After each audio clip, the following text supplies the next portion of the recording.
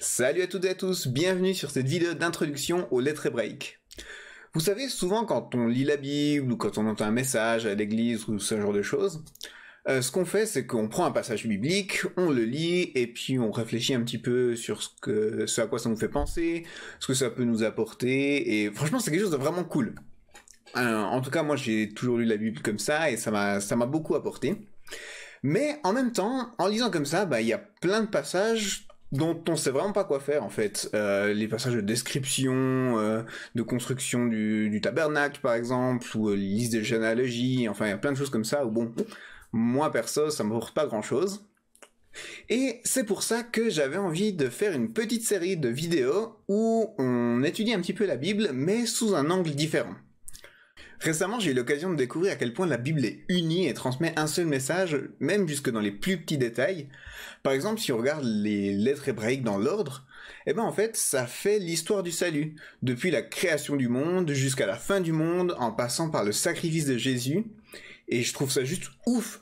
Et c'est ça qui m'a donné envie de vous partager un petit peu tout ça et d'en faire des vidéos. Alors le but de ces vidéos, c'est pas du tout de faire un cours d'hébreu pour apprendre à parler ou lire hébreu, mais je vais simplement faire un petit topo, une petite introduction à l'hébreu pour qu'on sache de quoi on parle.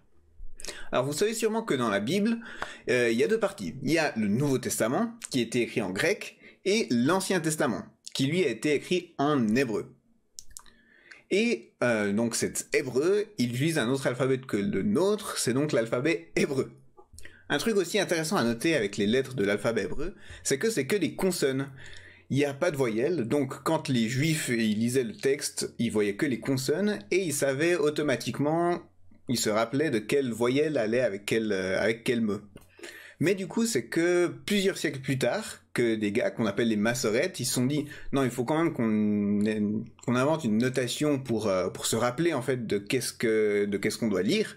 Et donc c'est pour ça qu'ils ont inventé une notation pour noter les voyelles. Donc c'est des points ou des traits qu'on note sous ou sur les lettres. Alors où est-ce que je veux en venir avec tout ça ?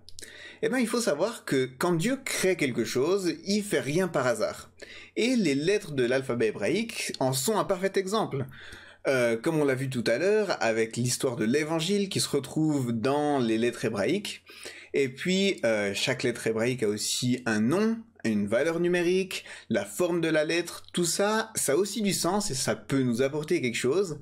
Et puis on peut aussi, si on regarde les lettres qui composent les différents mots, essayer de décortiquer les mots et de voir aussi d'autres choses que Dieu a cachées là-dedans.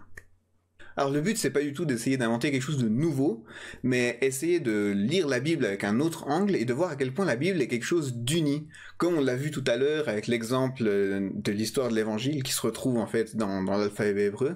La Bible est remplie de choses comme ça et c'est ça qu'on va essayer un petit peu d'analyser. Voilà, c'est un petit peu vous raconter tout ça que je voulais faire cette série de vidéos, donc je vais faire une vidéo par lettre. Et puis en tout cas, j'espère que ça vous plaira et que ça vous donnera envie de lire et d'étudier la Bible. A plus pour une première vidéo.